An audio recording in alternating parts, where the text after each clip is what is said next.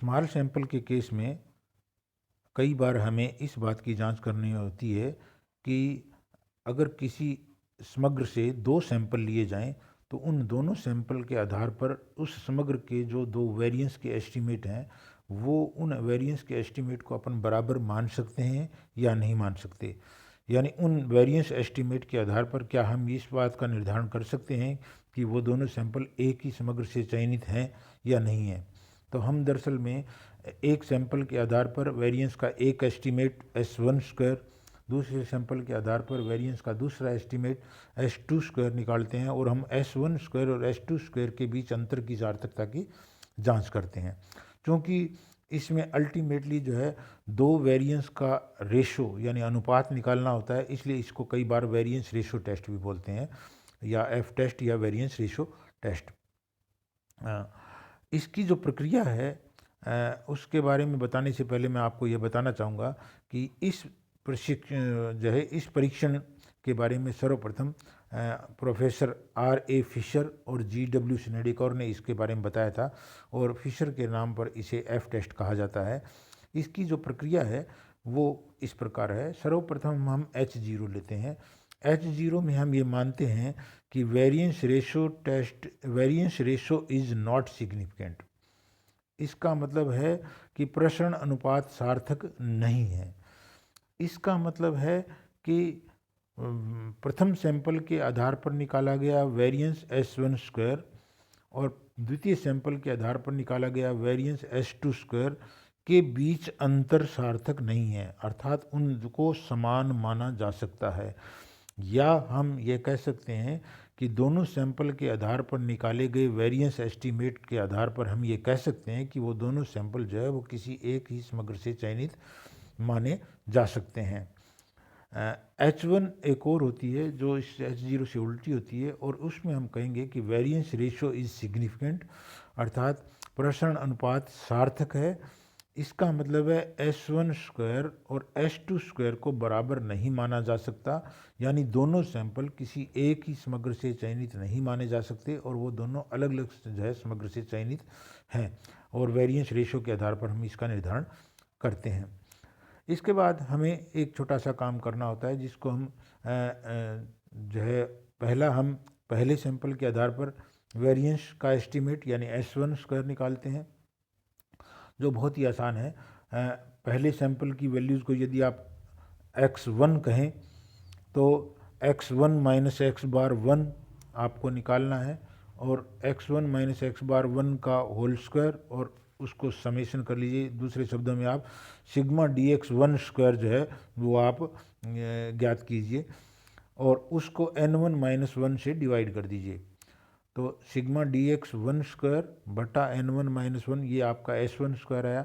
इसी तरह से आपको सेकंड सैंपल की वैल्यूज़ को अगर आप x2 कहते हैं तो x2 माइनस एक्स बार 2 का होल स्क्वायर आप निकालिए और उसका जोड़ कर दीजिए, यानी सिग्मा x2 माइनस एक्स बार 2 का होल स्क्वायर और बटा n2 माइनस 1, या दूसरे शब्दों में S2 स्क्वायर हो गया सिग्मा dx2 स्क्वायर बटा n2 माइनस 1। ये सिंपल जो अपन स्टैंडर्ड डेविएशन निकालते वक्त सिग्मा dx स्क्वायर निकालते हैं, ये वो की वही चीज़ है जो आप दोनों सैंपल के मीन निकाल कर दोनों सैंपल की सभी इकाइयों का उनसे डेविएशन लेकर के डेविएशन का स्क्वायर करके उसका जोड़ कर दिए।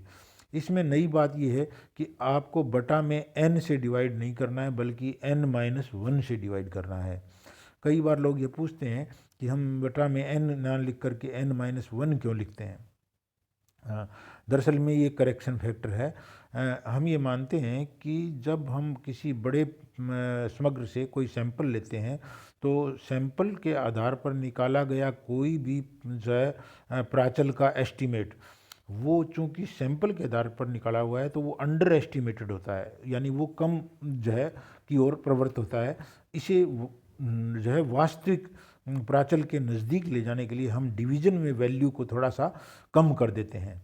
तो यानी n में से एक घटा करके फिर डिवाइड करते हैं, तो डिवीज़न में वैल्यू को थोड़ा सा एक कम करने से जो है वो आपका जो सैंपल के आधार पर निकाला गया जो एस्टीमेट है वो प्राचल के नज़दीक चला जाता है। इस मान्यता के आधार पर जो है वो हम बटा में -1 करते हैं। तो S1 स्क्वायर और S2 स्क्वायर आपको निकालना है। S1 स्क्वायर और S2 स्क्वायर जब आपको प्राप्त हो जाए तो उसके बाद में आपको वेरिएंस रेशियो निकालना है, और वेरिएंस रेशियो सीधा सा है ग्रेटर वेरिएंस बटा स्मॉलर वेरिएंस, यानी इनमें से जो बड़ा होगा वो ऊपर रखा जाएगा और जो छोटा होगा वो नीचे रखा जाएगा। इसका मतलब हमारा f जो है वो हमेशा ग्रेटर देन 1 होगा। तो larger estimate of population divided by smaller estimate of population. तो जब आपके पास ये आ जाए तो ये f कैलकुलेटेड वैल्यू होगी, और f की टेबल वैल्यू भी आपको ज़रूरत पड़ेगी। टेबल वैल्यू के लिए आपको दो चीज़ें चाहिएगी जो डिग्री ऑफ फ्रीडम है ही है। एक को हम ईटा 1 बोलते हैं, दूसरी को ईटा 2 बोलते हैं। ईटा 1 हमेशा लार्जर वेरिएंस की डिग्री ऑफ फ्रीडम होती है, और ईटा 2 हमेशा स्मॉलर वेरिएंस की जो है वो डिग्री ऑफ फ्रीडम होती है। और डिग्री ऑफ फ्रीडम निकालने का तरीका है कि आप उस n में से एक घटा दीजिए। जैसे अगर माना आपका S1 स्क्वायर ऊपर रखा हुआ है तो पहले सैंपल के n में से एक घटा करके आप ईटा 1 निकालिए, और अगर आपने S2 स्क्वायर बटा में रखा हुआ है तो दूसरे सैंपल के N2 में से एक घटा करके आप ईटा 2 निकालिए। जब ईटा 1 और ईटा 2 आपको मिल जाए तो f की टेबल वैल्यू निकालिए। f की टेबल वैल्यू जो है वो आपको एग्ज़ाम में मांगने पर जो है वो f की टेबल प्राप्त हो जाएगी। f की टेबल वैल्यू जैसे अगर आप 5% सार्थकता स्तर पर आपको f की टेबल वैल्यू चाहिए तो आपको 5% वाली टेबल यूज़ करनी पड़ेगी। अगर आपको 1% सार्थकता स्तर वाले चाहिए तो आपको 1% वाली जो है वो चूज़ करने की। देखने का तरीका जो है वो मैं आपको बता देता हूँ। ईटा 1 को हमेशा रो में देखा जाता है और ईटा 2 को हमेशा कॉलम में देखा जाता है, जैसे यहाँ थ्योरी में आपको बताया हुआ है। तो ईटा 1 एंड ईटा 2, जैसे ईटा 1 अगर आपका 4 है तो आप रो में चलिए और जहाँ 4 आता है वहाँ रुक जाइए। फिर ईटा 2 माना 6 है तो जो है कॉलम में चलिए, जहाँ 6 आता है वहाँ रुक जाइए।